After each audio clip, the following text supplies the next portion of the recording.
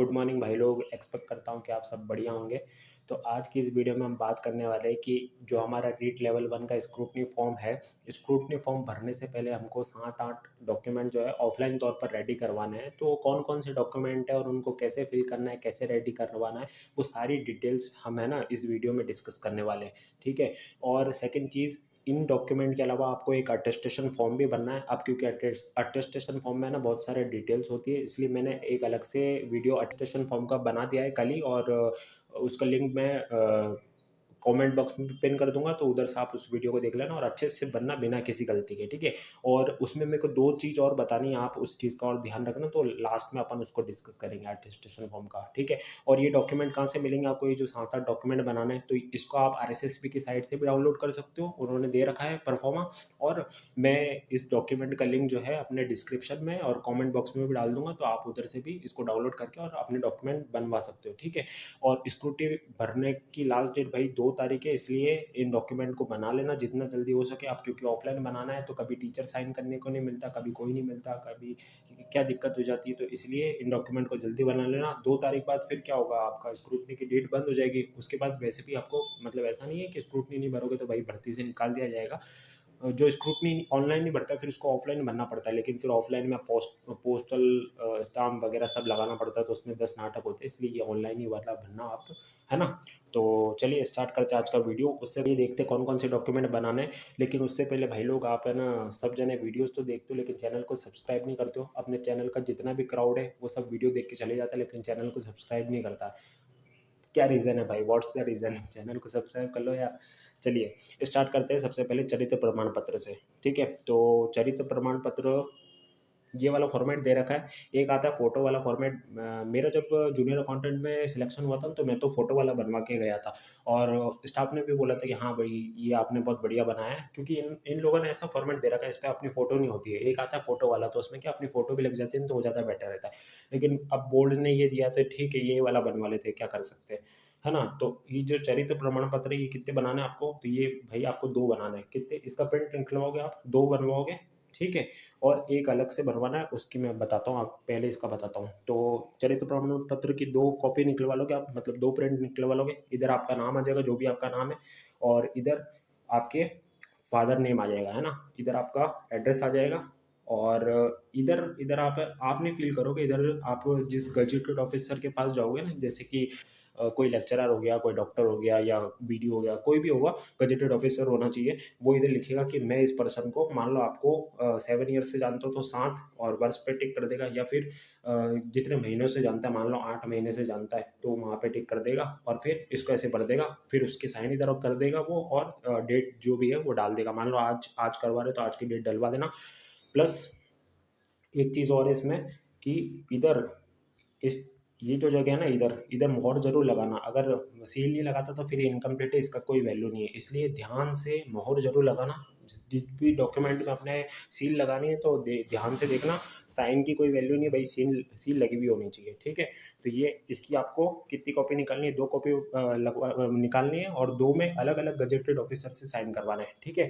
तो ये 2 चरित्र प्रमाण पत्र तो आपके हो जाएंगे। उसके बाद बात करते हैं, एक और बनाना पड़ता है। बनवाना नहीं पड़ता, वो अपन को मिलता है जहाँ अपनी लास्ट एजुकेशन हुई है ना। जैसे मान लो किसी ने लास्ट में बीएसटीसी करी है अभी रिसेंटली, तो उसको कैरेक्टर सर्टिफिकेट बीएसटीसी मिल जाएगा, कॉलेज से मिल जाएगा। ठीक है।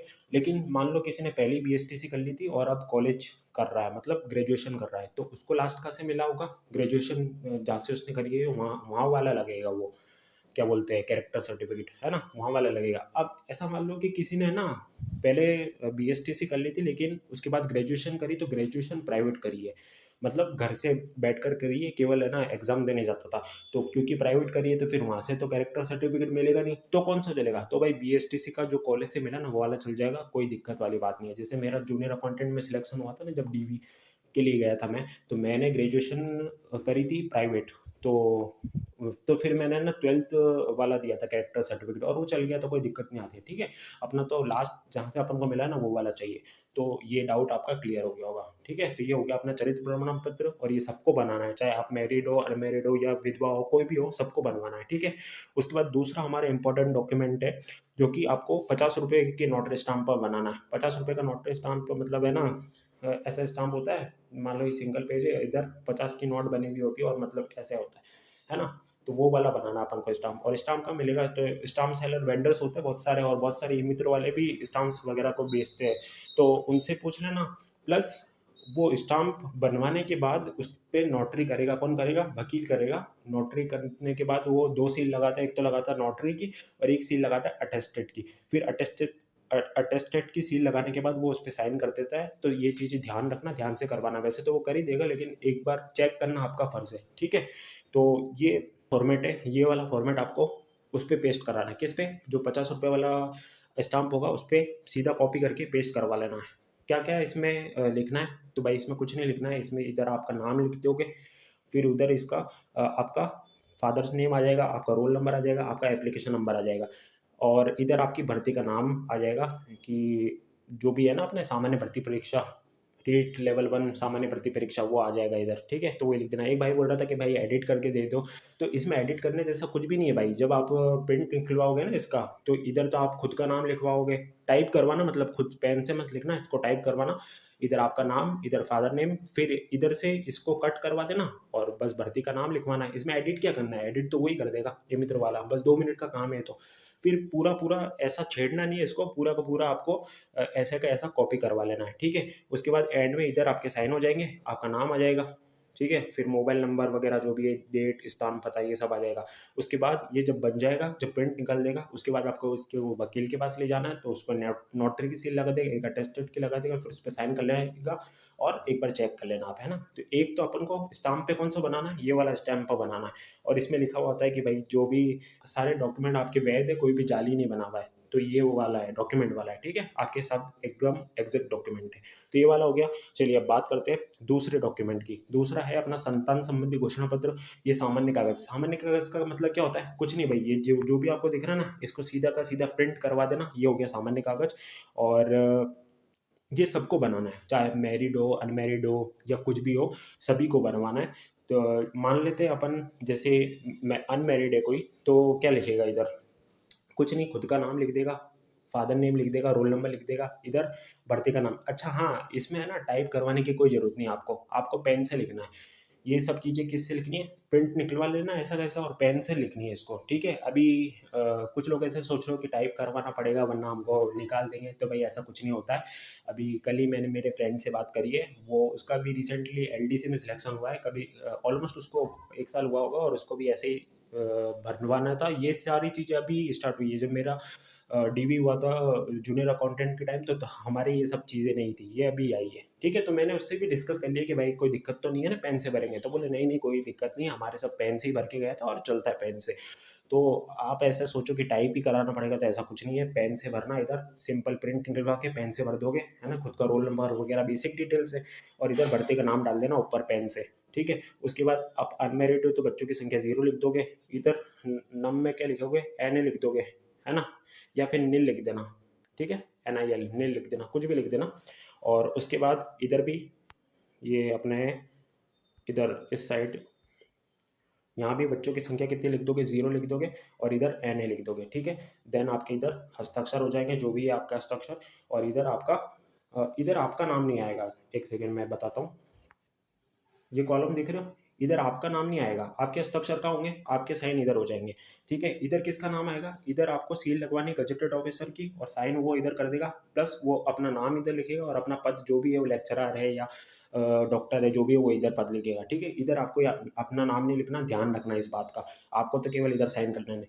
और जो मैरिड आदमी है वो बच्चों की संख्या लिख देगा, मेरे 1 बच्चा है या 2 बच्चे हैं, 2 से ज़्यादा बच्चे आपको वैसे ही लिखने ही नहीं है, तो 2 बच्चे हैं आपके, तो ये लिख देना है मैरिड वाला, ठीक है? सारी चीज़ें समझ में आ गई।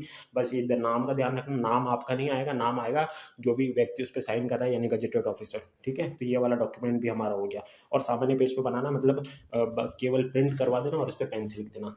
अब आता है अपना अविवाहित वाला प्रमाण पत्र, जो कि 50 रुपए के स्टाम्प पे बनेगा। केवल 2 ही 50 रुपए के स्टाम्प पे बनाने। एक तो अपन ऊपर देख के आए, एक तो फर्जी डॉक्यूमेंट नहीं हो वो वाला स्टाम्प पे बनाना, और एक ये अविवाहित वाला बनाना है। तो जो अनमैरिड लोग हैं उनको ये वाला बनाना है, और जो मैरिड है उनको मैरिड वाला बनाना है, फिर जो विधवा है उनको विधवा वाला बनाना है, और ऐसे ही सबको बनाना है, ठीक है? तो जो अनमैरिड है, और लेकिन सबको किस पे बनाना है? 50 रुपए के स्टाम्प पे। बता चुका हूँ 50 रुपए का स्टाम्प कौन सा होता है, ठीक है। तो ये 50 रुपये का स्टाम्प पे बनाना है आपको, सीधा मैटर पूरा कॉपी करना है, यहाँ आपका नाम आ जाएगा या फादर नेम आ जाएगा, मतलब टाइप करवा लेना, इसको टाइप करवा लेना, जो आपने स्टाम्प पे बनवा रहे हैं ना चीज़ों को, उसको टाइप करवा लेना केवल।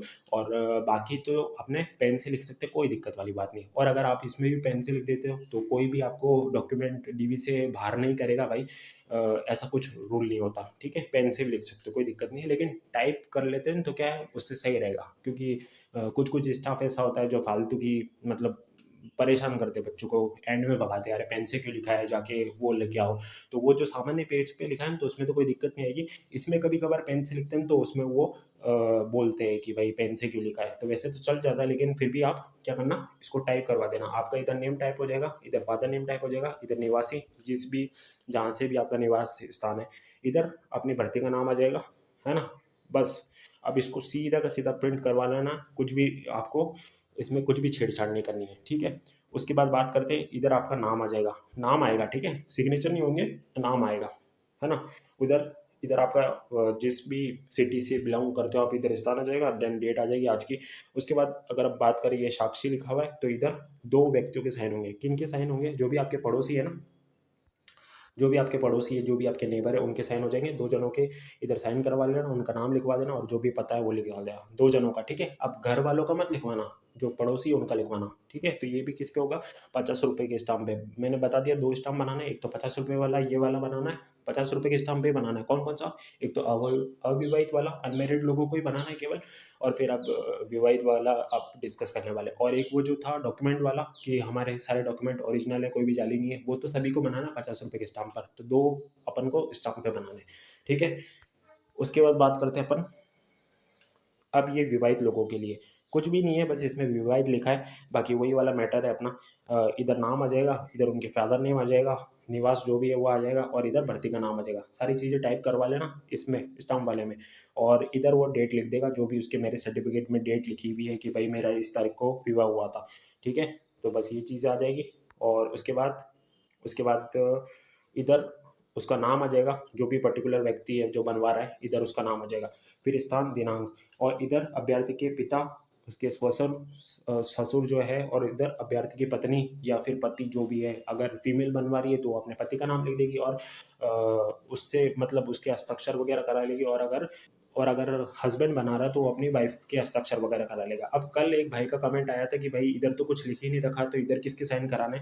तो भाई ये जो फॉर्मेट दे रखा है ना बोर्ड ने थोड़ी सी मिस्टेक कर दी है। आप इधर देख सकते हो स्वतंत्र साक्षी, इसमें गैप नहीं दिया, ये स्वतंत्र साक्षी इधर लिखा होना चाहिए था, और इधर आपके किसी भी नेबर वगैरह के साइन हो जाएंगे, जहाँ तक मेरी समझ है। क्योंकि भाई मैं ना अनमैरिड हूँ, तो मैंने तो ये कभी बनवाया नहीं है, लेकिन स्वतंत्र साक्षी लिखा है ना, तो इधर है ना, आपके नेबर वगैरह के किसी के साइन होंगे। लेकिन आप क्या करना, ई मित्र वाले से पूछ लेना, क्योंकि ऐसे काम है ना, हमको 3-4 जनों से पूछ के ही करनी चाहिए, ताकि अपने कोई गलती नहीं हो। लेकिन जहाँ तक मेरा नॉलेज है, यहाँ तो किसी नेबर के साइन होंगे, ठीक है। तो समझ में आ गया होगा आपका, आपका डाउट भी दूर हो गया होगा। तो ये अपन को 50 रुपये के स्टाम्प पे बनाना है, किसको, केवल मैरिड लोगों को, बाकी अनमेरिड का तो मैंने बता ही दिया। उसके बाद वैसे ही ये विधवा वाले का है, जो भी विधवा लेडी है उनका नाम इधर आ जाएगा, उनके फादर्स नेम इधर जाएंगे, फिर एड्रेस आ जाएगा, देन भर्ती का नाम आ जाएगा, वही चीज़ें करनी है।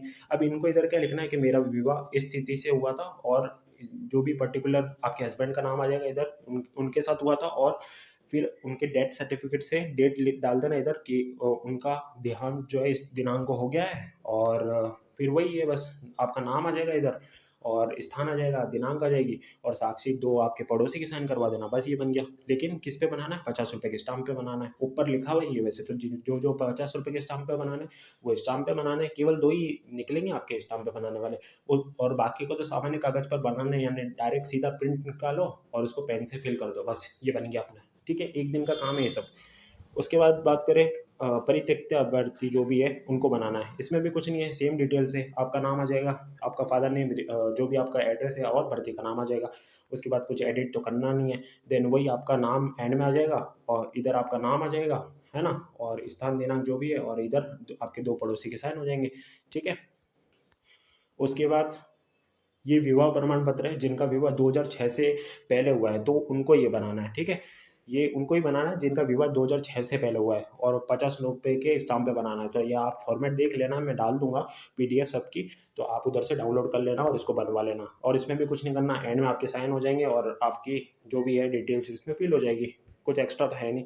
अब ये जो वचन पत्र है ये सबको बनाना है, ठीक है? ये जो भी है ना बंधन पत्र ये अपन सबको बनाना है, सामान्य कागज़ लिखा है, केवल आपको प्रिंट निकलवानी है और भरना है, कुछ नहीं। आपका नाम, आपके फादर नेम, निवासी जो भी है, और भाई मैं धूम्रपान और जो भी मतलब स्मोकिंग और गुटखा वगैरह कुछ भी नहीं खाता हूँ, और इधर आपके साइन हो जाएँगे, इधर आपका नेम आ जाएगा, देन स्थान और दिनांक आ जाएगी। अच्छा, इस पे किसी भी गज़ेटेड ऑफ़िसर की साइन कराने की कोई ज़रूरत नहीं है, ना कोई सील लगवानी है, इधर केवल आपका नाम आ जाएगा और आपकी बस डेट वगैरह आ जाएगी। ये तो आपका खुद का ही हो जाएगा, है ना? किसी के साइन की ज़रूरत नहीं है, आपके साइन ही चल जाएँगे। उसके बाद हमारा डॉक्यूमेंट है संविधान संबंधी प्रतिज्ञा। तो ये किसको बनाना है? तो ये भी सभी को बनाना है। किसको बनाना है? सभी को बनाना है, और वही सामान्य कागज़ पर बनाना है। सिंपल, आपका नेम इधर आ जाएगा, फादर नेम आ जाएगा, आपका रोल नंबर इधर आ जाएगा। रोल नंबर को ध्यान से भरना, 2-3 बार चेक कर लेना। उसके बाद आपकी भर्ती का नाम आ जाएगा इधर, है ना? और क्या एडिट करना है? कुछ भी एडिट नहीं करना। देन आपके साइन हो जाएंगे और इधर स्थान और दिनांक आ जाएगी, ठीक है? इस पर भी किसी भी गजेटेड ऑफिसर के साइन कराने की कोई ज़रूरत नहीं है, ठीक है? केवल आपकी साइन चल जाएंगे, ठीक है? उसके बाद उसके बाद ये जो चीज़ है ना, नमूना हस्ताक्षर, जैसे कि आप देख सकते हो, इतना ही बड़ा हो रहा है, देख लेना, है ना? ये इसके भाई 2 कॉपी निकलवाना। कितने कॉपी निकलवाओगे? 2 कॉपी निकालना। क्यों 2 कॉपी निकलवानी है? इस पे क्या लिखना है? इस पे कुछ नहीं लिखना है, ये जो ऊपर लाइन दिख रही है ये हिंदी में, ये हिंदी की लाइन आपको इधर लिखनी है, ठीक है? अपने शब्दों में लिखनी है, मतलब अपनी हैंडराइटिंग में लिखनी है।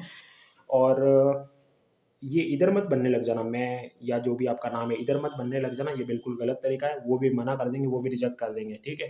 तो सही तरीका क्या है? सही तरीका आपको इधर भरना है भाई साहब, किधर? इधर, ये जो भी लिखा हुआ है सेंटेंस, इसको इधर भरना है। जैसे कि मैं, जो भी आपका नाम है, रवि, एक्स वाई जेड जो भी नाम है आपका, फिर पुत्र श्री, जो भी आपके फादर नेम है, वो पूरी की पूरी डिटेल्स इधर भरी। ये अपन को एग्जाम में भी भरी जाती है ना, एग्जाम में। ये जनरली इसलिए है कि भाई कोई डमी कैंडिडेट नहीं बिठाया हो, तो ये इसलिए। तो मैंने 2 कॉपी क्यों बोला इसकी निकालने के लिए, कि एक तो आप घर से ही भर के ले जाना, ठीक है? तो वो उधर दे देना, ठीक है? तो वो ले लेंगे। जैसे मेरे उसमें हुआ था, क्या बोलते हैं, जूनियर अकाउंटेंट में हुआ था ना, तो मैं तो इसको घर से भर के लेके गया था। मेरा तो उन्होंने देखा और बोला ठीक है, कोई बात नहीं। और मेरे एक फ्रेंड का हुआ था, उस जिसकी मैं बात बता रहा हूँ, तो वो क्या है, भर के लेके गया था घर से ही। तो उनका स्टाफ बोले, अरे ये आप घर से क्यों भर के लाए हो? हम, है ना, हमारे सामने भरना ये। तो फिर उससे क्या करा था, सामने भरवाया था, उसके उनके खुद के सामने भरवाया था। तो फिर वापस प्रिंट निकालने के लिए भागा। तो मैं इसलिए कह रहा हूँ, आप एक तो भर के लेके चले जाना, क्योंकि डिपेंड करता है यार, स्टाफ कैसा है अपना, तो उस हिसाब से डिपेंड करता है कि आपको क्या है ना? तो आप एक तो भर के ले जाओगे, जिससे समय की बचत होगी, कुछ बोलेंगे नहीं, ले लेंगे तो अपने, ठीक है? और अगर बोले कि बोले नहीं हमारे सामने भरो, तो आप सीधे से आप उनके सामने भर दोगे, कोई दिक्कत वाली बात नहीं है। अच्छा, इसमें ध्यान रखने वाली बात क्या है? इसमें ध्यान रखने वाली बात, बच्चे गलती यहाँ करते हैं कि यहाँ जब हस्ताक्षर लिखा है ना, तो वहाँ यहाँ हिंदी में साइन कर देते, और इधर इंग्लिश में लिखा है तो इंग्लिश में साइन कर देते, जो कि बिल्कुल गलत है। वो आपका रिजेक्ट कर देंगे भाई साहब, है ना? अब इधर भले ही अपन को हिंदी में लिखना है, इधर इधर ये जो ऊपर फॉर्मेट लिखा है ये हिंदी में लिखना है, और ये फॉर्मेट जो लिखा है वो इंग्लिश में लिखना है। लेकिन जो साइन होंगे ना, जैसे आप हिंदी में साइन करते हो तो इधर हिंदी में ही साइन करोगे, इंग्लिश में साइन करते हो तो इधर इंग्लिश में ही करोगे। सेम इधर चीज़ वही करनी है, कि हिंदी में साइन करते हो तो हिंदी में ही करने, और इंग्लिश में साइन करते हो तो इंग्लिश में करने। साइन एक ही करना है, साइन में डिफरेंस नहीं करना। इस चीज़ का खास ख्याल रखना, ठीक है? तो 2 कॉपी निकलवा लेना, एक भर के ले जाना, और एक अगर उधर मांगे, वो बोले कि भाई नहीं हमारे सामने भरो, तो उधर भर देना।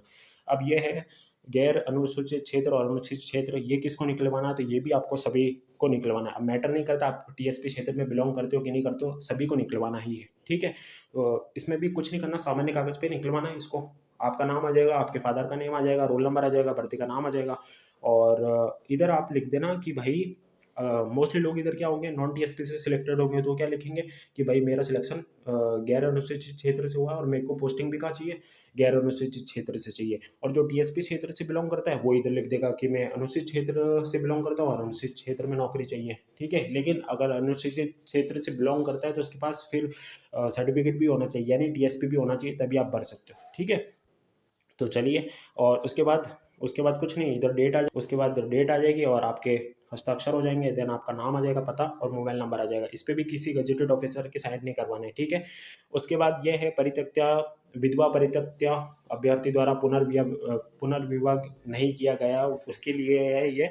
इस पे भी कुछ नहीं, आपकी जो फोटो आ जाएगी इस पे इधर फोटो आ जाएगी, इधर आपका नेम वगैरह वही डिटेल्स जो भरते हुए आ रहे हैं, इधर भर्ती का नाम आ जाएगा, और इधर आपके हस्ताक्षर हो जाएंगे। और इसको भी आपको किस पे बनाना है, इसको सिंपली ऐसे भर के देना है, ठीक है, सिंपल पेज पे, वो नहीं करवानी, स्टाम्प पे नहीं बनाना, ठीक है। तो स्टाम्प पे अपन को 2 ही बनवाने थे, तो मैंने 2 कौन-कौन से बनवाने थे मैं बता दिया। एक तो वो डॉक्यूमेंट वाला है और एक अविवाहित वाले लोग जो बनाएँगे वो ₹50 के स्टाम्प पे बनाना है, और जो विवाहित लोग बनाएँगे वो ₹50 के स्टाम्प पे बनाना है। तो स्टाम्प अपन को 2 ही बनाने हैं। चलो अब मैं अटेस्टेशन वाले रिलेटेड कोई बात बताने वाला था, वो बताता हूँ। अटेस्टेशन फॉर्म मैंने कल ही बता दिया वीडियो में, कैसे बनना है, क्या बनना है, ये सारी चीज़ें डिस्कस कर ली गई है। अब मैंने कल बोला था कि इसको आपको केवल कैपिटल लेटर में बनना है। आप इधर देख सकते हो, मैंने बाद में पढ़ा कि इधर केवल ब्लॉक कैपिटल लेटर में बनना है, ठीक है। जो भी आपका नाम है ए बी सी, ऐसे आपको कैपिटल लेटर में बनना है, इसको केवल कैपिटल लेटर में ही बनना है, ठीक है। ऐसे कर्सिव में मत लिखना, जैसे ये लिखा हुआ है ना, ऐसे कर्सिव में मत लिखना है, ऐसे लिखना है अपन को। जैसे ये लिखा हुआ है ना अटेस्टेशन फॉर्म, ऐसे बड़े बड़े लेटर्स में यानी कैपिटल लेटर में लिखना है।